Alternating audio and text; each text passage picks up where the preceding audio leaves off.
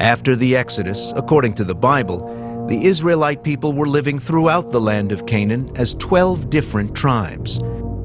As the book of Samuel tells us, a new era for Jerusalem was about to begin with the arrival of King David.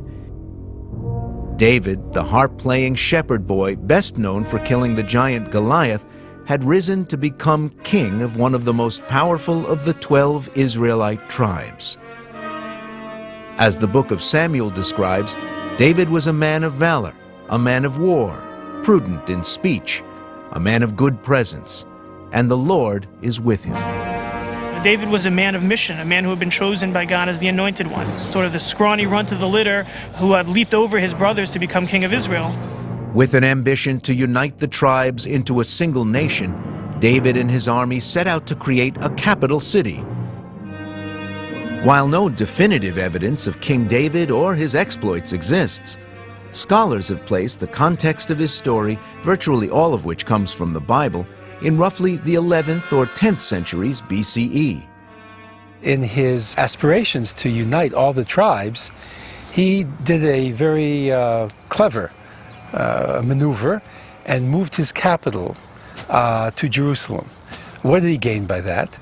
First of all, he captured a non-Jewish city, a Jebusite city, so that it would be neutral, it would belong to everybody, it wouldn't belong to this tribe or that tribe.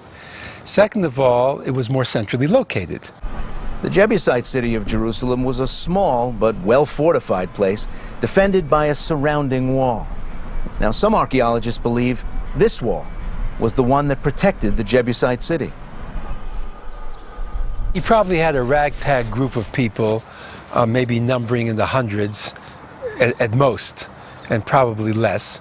What weapons they had used is hard to tell, but certainly in terms of building something coherent, that was something he did after the conquest of Jerusalem.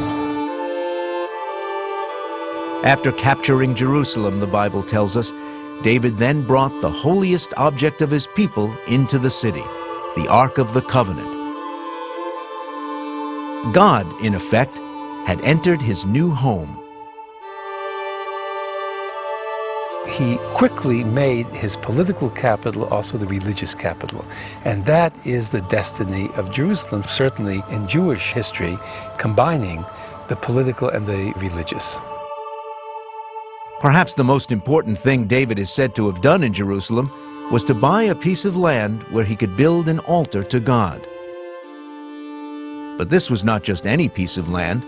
It was the place that, according to Jewish tradition, Abraham had gone to sacrifice his son, the rocky outcrop atop Mount Moriah.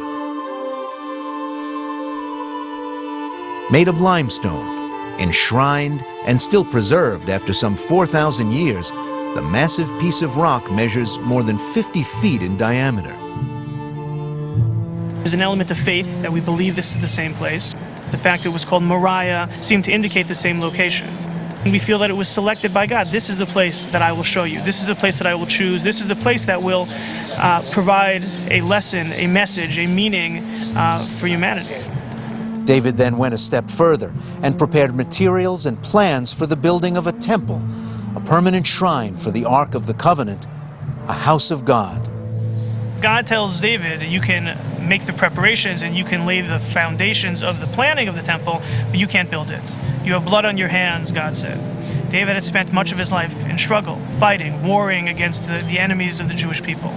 And the temple was to be a place of peace, a sanctuary of peace. So David was not allowed to build the temple, but the lasting impact of his reign created a dynasty out of which grew the concept of a Jewish Messiah, a man, it was believed, who would one day redeem the Jewish people.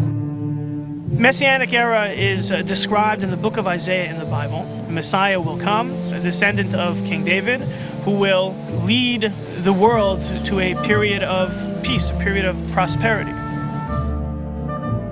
The Hebrew Bible, as expanded by later traditions in Judaism, also refers to a resurrection of the dead when the Messiah comes. In some interpretations, he will come to the Mount of Olives in Jerusalem, and all will be judged by God.